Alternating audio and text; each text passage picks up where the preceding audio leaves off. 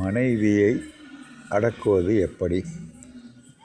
ஒருத்தவங்க ரொம்ப நாள் பயம், பொண்டாட்டி அவ்வளோ சத்தம் போடுவா, எதுக்கு எடுத்தாலும் கணவனை திட்டிக்கிட்டே இருப்பாள். இவளை எப்படா அடக்கிறதுன்னு அவனுக்கு தெரியல. இதை வெளியில் அவன் நண்பன்கிட்ட சொல்லியிருந்தான். அவன் உடனே சொன்னான், இமயமலைக்கு போ, ரஜினிகாந்த் சூப்பர் ஸ்டாரே அங்கே தான் போயிருக்காரு, அவர் பொண்டாட்டி அடக்க முடியலை. அங்கே ஒரு கயிறு கட்டி கொடுக்குறாரு ஒரு சாமியார் குகை அடிவாரத்தில். அந்த கயிறை கட்டி கொடுத்து கொண்டு வந்துட்டீங்கன்னா உனக்கு பொண்டாட்டி பாம்பாக அடங்கிடுவா அப்படின்னு சொன்னான். இதை கேட்டுக்கிட்டு அவனும் வேலைக்கு போயிட்டான். உடனே வாங்கிட்டு சாமியார்கிட்ட கோகைக்குள்ளே போனான். சாமி, என் மனைவியை அடக்க முடியலை, ஏதாச்சும் வழி சொல்லுங்களேன். அறிவு கேட்டவன, என் பொண்டாட்டி அடக்க முடியலைன்னா நான் இமயமலைக்கு வந்து குகைகளை ஒளிஞ்சிக்கிட்டு இருக்கேன், நீ வந்து எனக்கு கேட்குறியா அப்படின்னு சாமியார் திருப்பி கேட்க அவன் பயந்து போட்டான். என்ன சாமி, ரஜினிகாந்தே வந்தார் உங்கள் குகைக்குள்ளே இமயமலைக்குள்ளே, நீங்கள் என்ன அப்படி சொல்லிக்கிறேன்?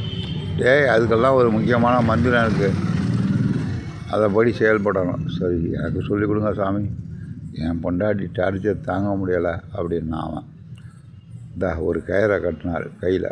போ, இந்த கயத்தை அவுத்தான்னா நீ செத்து போடணும் பொண்டாட்டியை சொல்லு, அதுக்கு பிறகு அவள் பயப்படுவா அப்படின்னாரு. என்ன சாமி, இந்த கயிறை கட்டினா செத்து போடா? அதெல்லாம் ஒன்றும் கிடையாதுடா, நீ சொல்லி பாரு அப்புறம் தெரியுன்ட்டார். ஒரு கயத்தை கத்தி விட்டார் கையில். அவனும் வந்துட்டான்.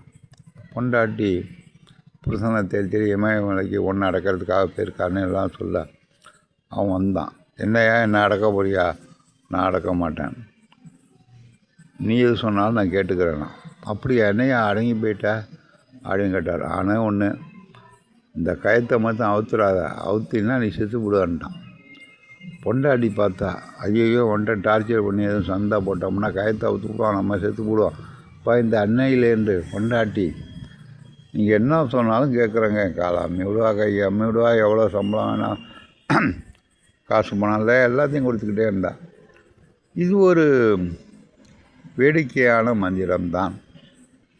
ஏன்னா தனக்கு பயன்னு வந்துட்டா அடுத்தது உயிருக்கு ஏதாச்சும் ஆபத்து நடந்துருமோன்னு பயந்து பொண்டாட்டி செய்வாள். இதை தான் ரஜினிகாந்த் செஞ்சார். இமயமலை போய் கடவுளை வணங்க போனார், பொண்டாட்டிக்கு பயந்து போனவர் ரஜினிகாந்த். நன்றி மாணவர்களே, அடுத்த வீடியோவில் பார்க்கலாம். நன்றி, வணக்கம்.